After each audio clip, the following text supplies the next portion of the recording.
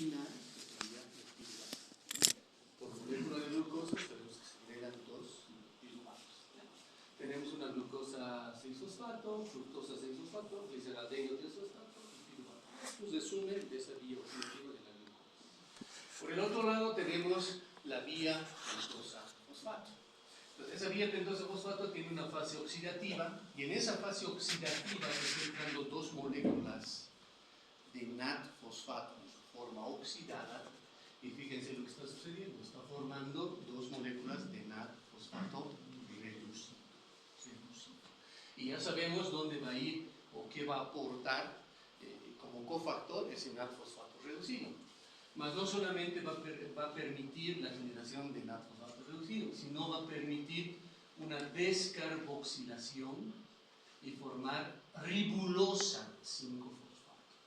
Entonces, ¿acá quién está entrando? Está entrando la glucosa 6-fosfato. La glucosa, ¿cuál es la fórmula general de la glucosa?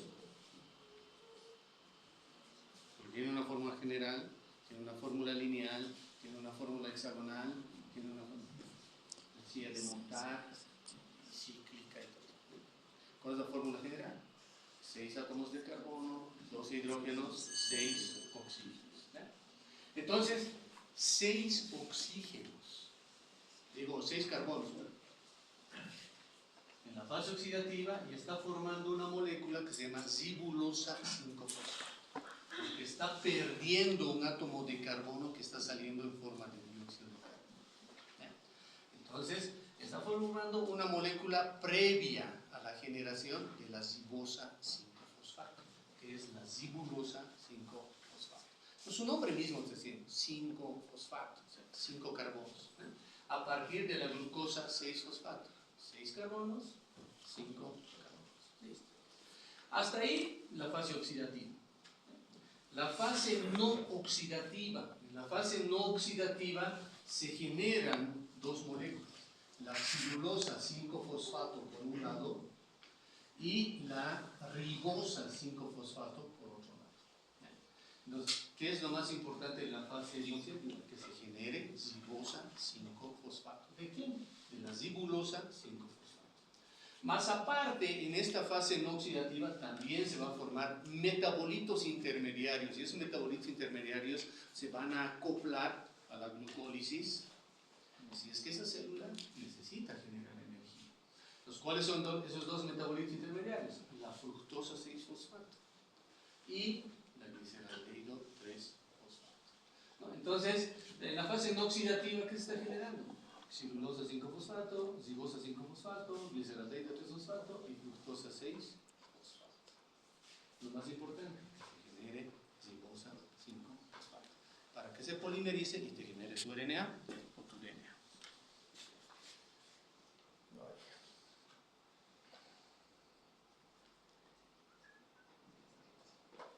Y acá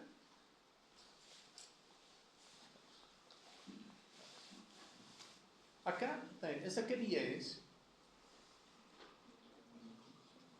Por ahí les ponen en el examen, ¿qué vía es esta?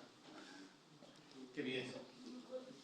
Glucólisis, ¿no? ¿Por qué? Porque está entrando la primera molécula de glucosa y está saliendo como producto final piruvato. Entonces la glucólisis. Habíamos mencionado que la vía pentosa-fosfato tiene dos fases, una fase oxidativa y una fase no oxidativa. Tienen que acordarse también que la primera enzima de cualquier vía metabólica es la enzima clave, es la enzima que controla esa vía metabólica. Si se inhibe esa enzima, pues no funciona toda la vía metabólica. Es crucial, por eso se denomina de enzima clave la primera enzima de la vía metabólica. ¿Cuál era la enzima clave de esta glucólisis? La hexocinasa o la glucosinasa, dependiendo de qué tejido estamos. Entonces, por eso he marcado ahí la hexocinasa. Ahora, yo solamente quiero hacerles recuerdo de algo más. Cuando ustedes vean una flechita de arriba para abajo, o de izquierda para derecha, o de derecha para izquierda, en un solo sentido, es una reacción irreversible. Mas si ustedes ven dos flechas, tanto que está yendo como esto de acá, de arriba para abajo, de abajo para arriba, o de izquierda para derecha y de derecha para izquierda, ¿verdad? Y están graficadas así como esas. Son reacciones de tipo reversibles. Hola, buen día.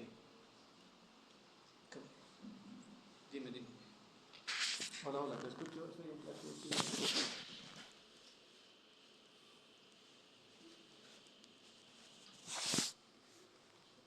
Sí, pero yo pensaba no sé si ingresar porque la universidad es autónoma y sedes no tienen pisada en la facultad.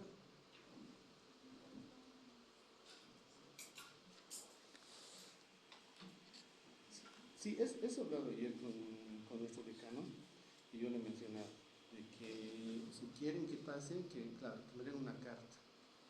¿Sí? Porque ellos tienen que autorizar, no pueden dejar así.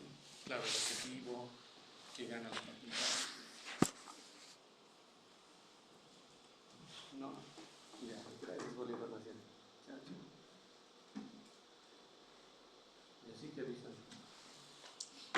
Muy bien. Entonces, irreversible, reversible. En cualquier vía metabólica que vean una sola flechita en un solo sentido y se reversible. Dos flechas juntas en sentidos opuestos, reversible. Ahora bien, esta vía metabólica que hemos visto, la glucosa, ¿cuántos ATPs ganas? 8 ATPs. Entonces, ¿por qué? Porque seguramente la célula necesita energía.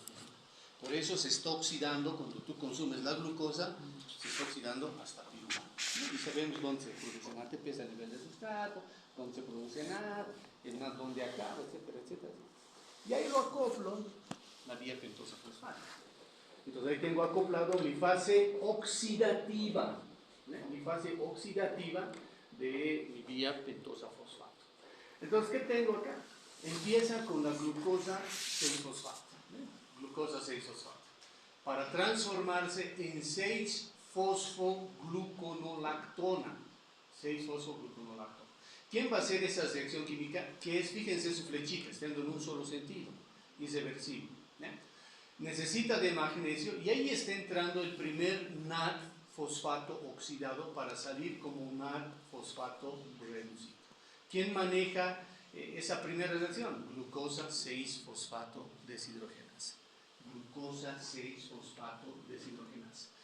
Esa está pintada de distinto color. ¿Por qué? Porque esa es la enzima clave, la que controla esta vía pentosa fosfato en su primera fase, que es la fase oxidativa. La segunda reacción que tenemos, que esta fosfogluconolactona se tiene que transformar en 6-fosfogluconato. ¿Qué hace eso? La lactonasa. ¿Y esa lactonasa qué requiere? También requiere de magnesio. Ahí se hidrata la molécula, o sea, esta fosfogluconolactona se hidrata y pierde un protón para dar lugar al 6-fosfogluconato. Este 6-fosfogluconato es la que va a formar tu ribulosa 5-fosfato. La enzima 6-fosfogluconato deshidrogenasa. Entonces, esta primera es deshidrogenasa, esta última es deshidrogenasa y esta primera también es deshidrogenasa. O sea, pertenecen a la misma familia. ¿Y por qué? Porque también esta 6-fosfogluconato deshidrogenasa está requiriendo de magnesio como cofactor y también requiere otro cofactor que es el NAD fosfato oxidado. ¿Para qué? Para formar NAD fosfato reducido. Pero algo más pasa acá. Está perdiendo un átomo de carbono en forma de dióxido de carbono. Entonces teníamos una glucosa con 6 átomos de carbono que estaba ingresando a la fase oxidativa de tipo irreversible y está generando una ribulosa 5-fosfato con 5 átomos de carbono porque ya perdió un átomo de carbono en forma de dióxido de carbono. Entonces en esta fase oxidativa, ¿qué se está generando? 2 moléculas de NAD fosfato reducido. Continuamos entonces con la fase no oxidativa. Y en esta fase no oxidativa, fíjense, tenemos acá nuestra ribulosa 5-fosfato, y esta ribulosa 5-fosfato tiene dos caminos: o isomerizarse, gracias a la ribosa 5-fosfato isomerasa, y formar ribosa 5-fosfato. Esta molécula ribosa 5-fosfato es la que me permite polimerizar y generar DNA y RNA. O puede tomar otra vía gracias a la 3-epimerasa, que es una enzima que requiere de hierro en su estado ferroso, y formar una molécula de xilulosa 5-fosfato. Entonces, en una primera etapa, en la fase no oxidativa, y fíjense que sus flechitas están viniendo en ambos sentidos, de arriba para abajo o de abajo para arriba, por eso es reversible cada una de estas reacciones. Formas dos cosas, xilulosa 5-fosfato, dependiente de la 3-epimerasa, o formas ribosa 5-fosfato, dependiente de la ribosa 5-fosfato isomerasa. Fíjense que acá 5 más 5, ¿cuánto es? 10. Estoy generando dos moléculas, pero ambas me están dando un total de 10 átomos de carbono en esa reacción bioquímica de la fase no oxidativa. Ahí viene una enzima, una segunda enzima, que es la transcetolasa. Y esta transcetolasa requiere de magnesio, de cofactor, y requiere de una vitamina. ¿Qué vitamina es esa? Que es la pirofosfato de tiamina. ¿Qué vitamina es? Vitamina B1. Entonces, la vitamina B1. Entonces, se van a dar cuenta, tal vez algunos ya se están dando cuenta, que todas las vías metabólicas, glucólisis, ciclo de Krebs, vía pentosa fosfato, neoglucogénesis, glucogénesis, luego de la biosíntesis de ácidos grasos, complejo multienzimático, absolutamente todas las enzimas de todas las vías metabólicas que vamos a ver, siempre entra la mayoría del complejo B como cofactores. Entonces, complejo B no solamente es para tus nervios y sino es que juega un rol importante en la parte metabólica de cada una de tus células. Entonces, continuamos. Transcetolasa, acá decíamos magnesio y el pirofosfato de tiamina, que era la vitamina B. Te está generando dos productos. Entonces, ¿qué hace esta transcetolasa? Va a hacer un reacomodo de estos átomos, de estas dos moléculas de átomos de carbono que tienen, de estas dos moléculas, perdón, que tienen a 5 átomos de carbono cada uno, y las va a reordenar. Por un lado te va a generar una molécula de 3 átomos de carbono en el lado izquierdo y otra molécula de 7 átomos de carbono en el lado derecho. Pero 7 más 3 siguen siendo 10. Entonces, la de 3 átomos de carbono se llama gliceraldehído 3-fosfato. Y las de 7 átomos de carbono se llaman pseudoheptulosa 7-fosfato. Estas dos moléculas van a ser también nuevamente reordenadas, pero por otra molécula, por otra enzima. Ya no es la transcetolasa, sino es la transaldolasa.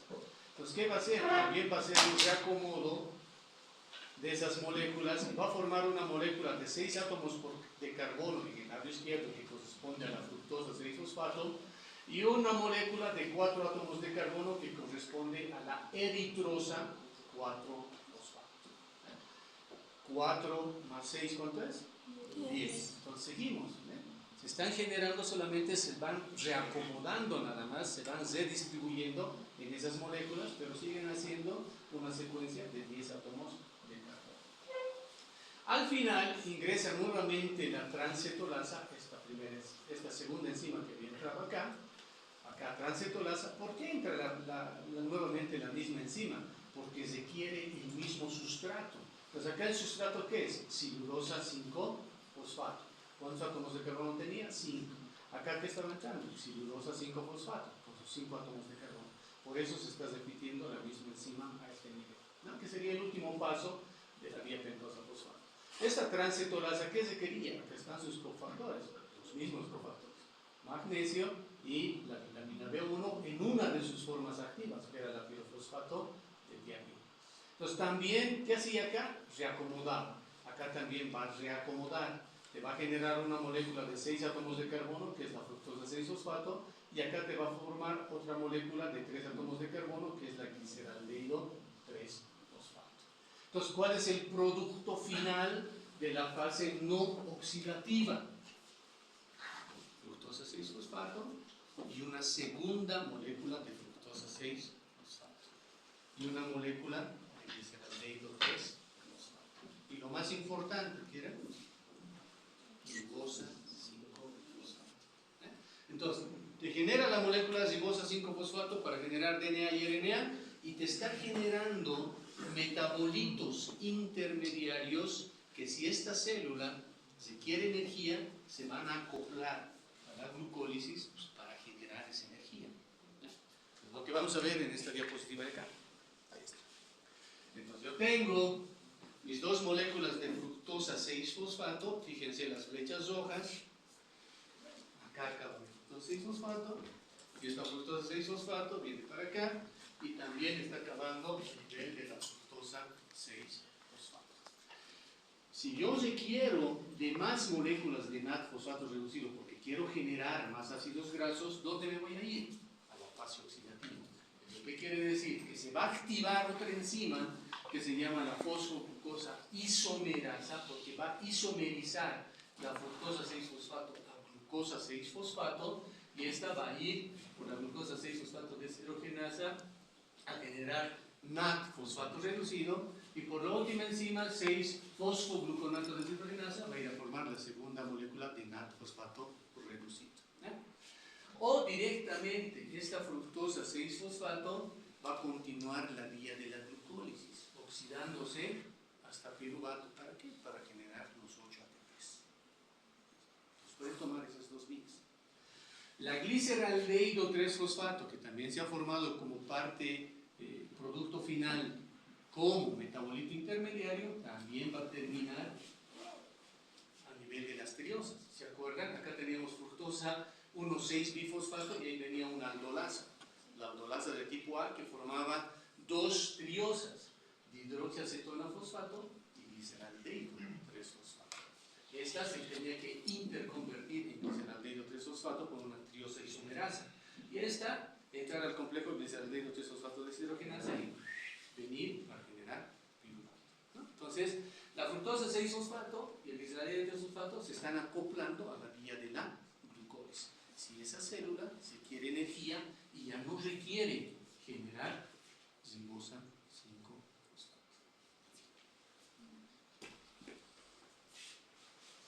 Y ahí tenemos el mecanismo de acción del glóbulo rojo, ¿no? ¿Qué sucede en el eritrocito? Entonces acá, toda esta sección que está en azulito es lo que sucede dentro de cada uno de nuestros eritrocitos.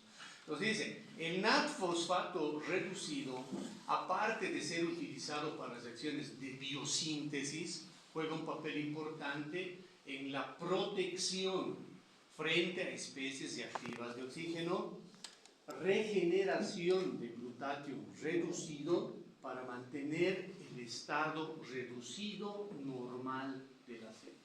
Entonces, cada una de nuestras células en su medio interno es un medio reducido.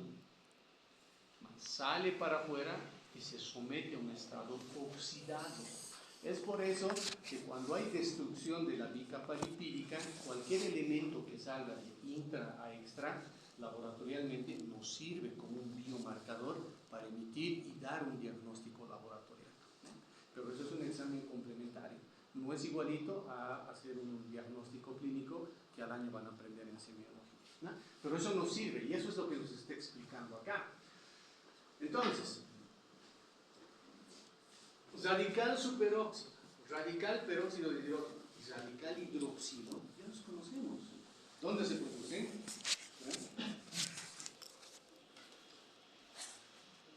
¿Dónde se producen estos radicales libres? Ya hemos hablado de la cadena respiratoria mitocondrial, ya hemos hablado del complejo número 4, ya hemos hablado del citocromo oxidasa, y dentro del citocromo oxidasa hemos hablado de la reducción univalente del oxígeno, donde ganaba su primer electrón, su segundo electrón, su tercer electrón, y en toda esa fase de reducción univalente generaba superóxido, peróxido de hidrógeno y radical hidroxilo, más sus dos moléculas. No tienen que perder. Entonces ahí se genera, por eso te dice, mitocondria, cadena respiratoria mitocondrial. Ahí se produce de manera fisiológica cada una de nuestras mitocondrias en este momento está produciendo en un 5% especies reactivas de oxígeno. Y nuestro organismo las puede controlar porque tiene su sistema antioxidante. Mas cuando se produce más de ese 5%, ahí se causan patología. Y Y un sistema antioxidante es pues el sistema de glutatión que está en el eritrocito. Entonces, pero estos radicales libres no solamente se producen dentro del glucógeno. El fumar te produce radicales libres, el beber te produce radicales libres, el no dormir bien te produce radicales libres, que te estreses te produce radicales libres, que consumas alimentos procesados te produce radicales libres, que produzcas calentar tu comida en el microondas te produce radicales libres, que vayas, te hagas sacar una radiografía te produce radicales libres, que exageres en la toma de sol ahí te produce radicales libres, casi todo te produce radicales libres, hay que tener mucho cuidado. Más acá está el sistema que funciona en el individuo. Entonces, ¿qué pasa? ¿Qué necesitaban las peroxidasas? Las peroxidasas utilizaban como sustrato el peróxido de hidrógeno, claro, antes que se produzca el radical hidroxilo, porque el radical hidroxilo no tiene sistema antioxidante y ese es el que te produce la destrucción de tus bicapas lipídicas de todas tus células donde se esté produciendo este radical. Entonces, para que no se produzca este radical hidroxilo, es que la peroxidasa, específicamente el glutatión peroxidasa, agarra ese peróxido de hidrógeno y lo transforma en agua.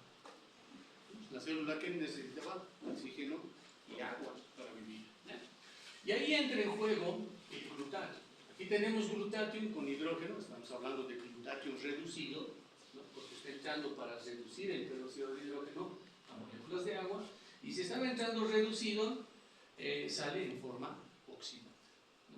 Mas este glutatión no se puede quedar en forma oxidada, también tiene que volver a reducirse. ¿Y gracias a quién se reduce? Gracias a la molécula de NAD-fosfato reducido que se ha generado en la fase oxidativa irreversible de la vía pentosa-fosfato.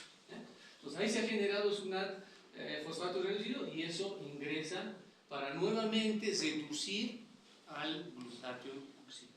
Nuevamente se reduce. Esto nuevamente se va a oxidar, nuevamente se va a reducir, nuevamente se va a oxidar, se va a reducir, ¿no?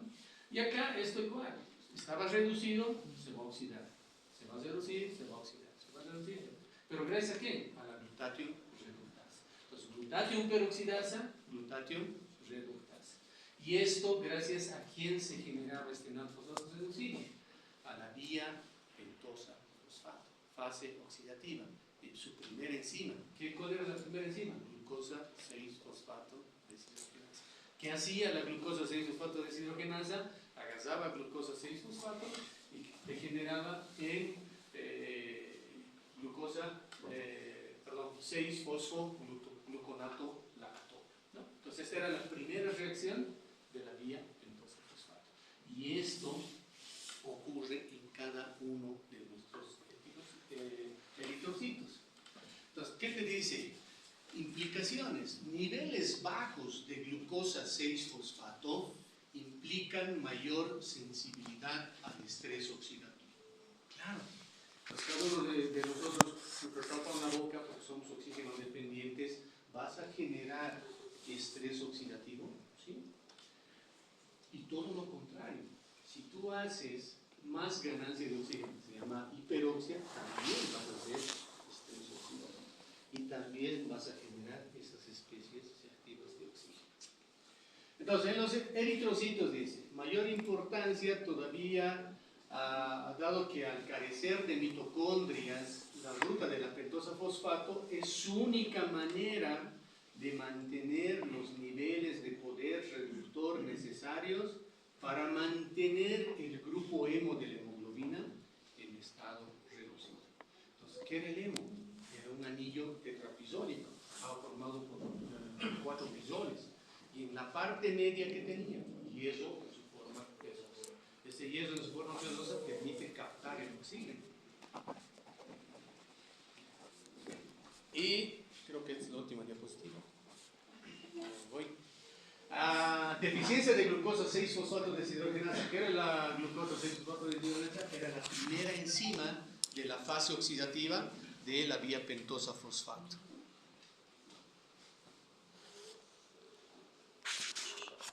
Entonces, ¿qué es lo que sucede? Bueno, no se ve bien, era que lo tapen las cortinas. Pero acá estamos viendo unos glóbulos rojos. El glóbulo rojo normal es más pequeñito que este, más redondito. ¿Tienen marcador rojo?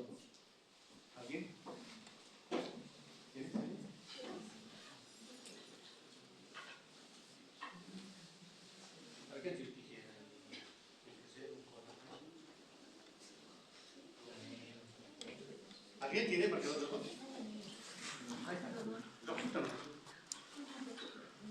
Entonces, ¿qué es lo que nos está diciendo acá? Lo que estamos viendo acá. Pues yo voy a dibujar tres campos. Un primer campo donde tengo unos electrocitos bonitos y los quiero ver de ladito, de costadito. Y estos glóbulos rojos tienen que estar en movimiento.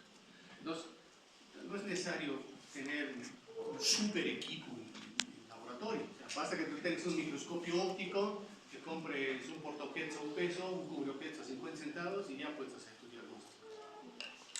Y en tu primer campo, tu paciente tiene que estar así, separaditos, los glóbulos bien rojitos, viéndolo de ladito ahí y tienen que estar moviéndose.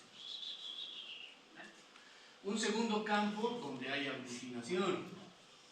Y aglutinación quiere decir que se van a pegar esos glóbulos, ¿no? Ahí no se ve. Un segundo campo. Y un tercer campo, ya avanzado, efectos donde la sangre, vía intrínseca, extrínseca, entonces cositas con el doctor. ¿De visión? Estamos avanzando. El efecto Rouleau, por esto ya han visto, ¿no? Y el efecto Rouleau, que es cuando tienes tus glóbulos rojos como apilamiento de monedas, o sea, como si agarraras tus 2 bolivianos, un peso, qué sé yo, y estuviesen así, como si estuvieses colocando una moneda encima de otra. Entonces, cuando tú tienes esto, normal tu paciente, en circulatorio no hay. Cuando ya se está, cuando ya hay alteración, está empezando la deficiencia de glucosa 6-fosfato de deshidrogenasa, empieza a aglutinarse, se empiezan a pegar entre bicapas lipídicas. Se llama aglutinación. Aquí ya está fallando, está pasando algo con el organismo de esa persona desde un punto de vista bioquímico. Y acá es peor, o sea, la aglutinación ya ha sido más intensa. O sea, el paciente definitivamente algo está pasando en ese paciente, ¿no? Y los glóbulos rojos ya no son funcionales. Todo eso se mueve en masa. Se han pegado ahí. Y dependiendo de cuánto se hayan pegado, pues el movimiento se va a hacer más lento. Si aquí están como una liebre, aquí van a estar como una. Y aquí tal vez ya ni se va a mover, se va a quedar como una foto estática. Tú pones, ves eso y no está moviendo para nada. O sea, como si ese organismo biológico estuviera sin vida. Entonces, eso es lo que sucede a la deficiencia de la glucosa 6-fosfato deshidrogenasa. Y con esto tú ya es un gran diagnóstico, y es en ningún consultorio. Más tú puedes revertir estos hechos, claro. En 3 meses tú lo pasas a esto, en otros 3 meses tú lo pasas a esto. Y algo también que han debido aprender en fisio es la saturación de oxígeno. Entonces, esa saturación, el porcentaje de tu oxígeno, también va de la mano con esto, porque estará una saturación de 93 para adelante, va a estar menos en esto y va a estar mucho menos en esto. Aquí estará, no sé, 70, 75 su saturación, ¿no? Acá estará en 80, 85 su saturación. Y los pacientes preguntan, a ver, ven, al examen físico de tox, las palmas de sus manos, sus plantas de sus pies, frío. ¿Qué te llamas? María, por Dios mío, no es porque esté fría, es porque tiene problemas circulares, por deficiencia de la glucosa 6-fosfato deshidrogenasa desde un punto de vista bioquímico. Entonces, esto se puede revertir en 3 meses, es bien. O sea, si dominas las vías metabólicas, bioquímicas, tranquilamente se viene. Muy bien, eso es lo que se refiere a esta diapositiva de acá. Y eso es. Y aquellos glóbulos rojos se está sumando, no sé si se ve bien acá, puntitos rojos. Hay unos puntitos rojos, como si fuesen peteques que te levantas, pero dentro del glóbulo rojo, puntitos rojitos, dentro del glóbulo rojo. Entonces, estos eritrocitos en presencia de estrés oxidativo, no son capaces de mantener el grupo hemo ni los grupos sulfidrilo en la hemoglobina reducidos, porque sabemos que el glóbulo rojo y ese grupo prostético capta 4 moléculas de oxígeno a nivel pulmonar y lo llevan para tejido periférico, y de tejido periférico va a llevar a tu pulmón y lo va a expulsar en forma de CO2. Por tanto, va a haber agregación de las moléculas de hemoglobina.